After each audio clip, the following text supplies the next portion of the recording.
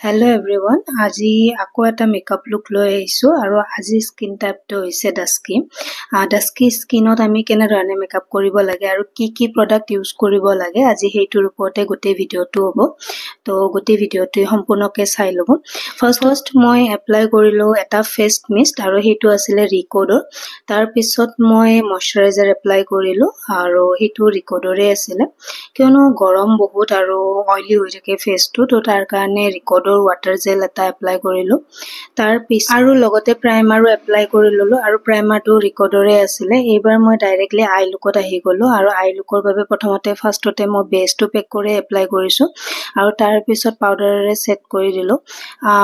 আই লুকটো আজি অকমান স্মোকিত ৰাখিম যেহেতুকে ড্ৰেছটো অকমান ডাৰ্ক হয়। তো আই লুকৰ কাৰণে ফাৰ্ষ্টতে মই কাজল এপ্লাই কৰিলো আৰু কাজলটো মই লৈছিলো ফৰএভাৰৰ আৰু তাৰ পিছত এটা ব্লু আইশ্যাডোৰে মই অকমান কাজলখিনি ব্লেন্ড কৰি দিলো আৰু ইয়াৰ পিছত লাইট ব্ৰাউন শেড এটা লৈ ব্লু কালাৰটো ধুনীয়াকৈ মাৰ্জ কৰি দিলো যাতে কোনো ধৰণৰ লাইনিং নাথাকে আইশ্যাডোটিত আৰু তাৰ পিছত অকমান ব্ৰঞ্জ কালাৰৰ শিমাৰ এটা লৈ আই লুকটো কমপ্লিট কৰিলো আৰু যিখিনি এক্সট্ৰা শিমাৰ লাগি আছিলে আই লুকটোত সেইখিনি ডাষ্ট অফ কৰি ললো আৰু ইয়াৰ পিছত লাইনাৰ আইলেশেছ আৰু মাস্কাৰাৰে গোটেই আই লুকটো কমপ্লিট কৰি ললো।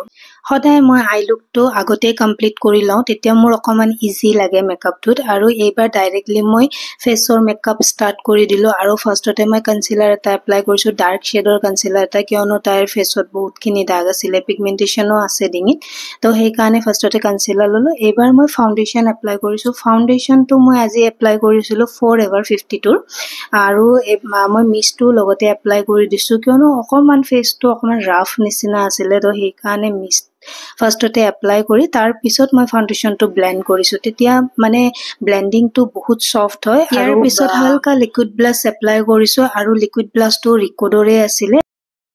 এইবাৰ ফেসটো হাইলাইট কৰিবৰ বাবে এটা লাইট কনসিলাৰ ইউজ কৰিছো আৰু এইটো হৈছে পেকৰ। যদি আপোনালোকক নাম্বাৰবিলাক লাগে তেতিয়াহলে মই শ্বেয়াৰ কৰি দিম বাৰু। আৰু এইবাৰ মই লুজ পাউডাৰ ইউজ কৰিছো আৰু লুজ পাউডাৰটো ৰিকোডৰে হয়।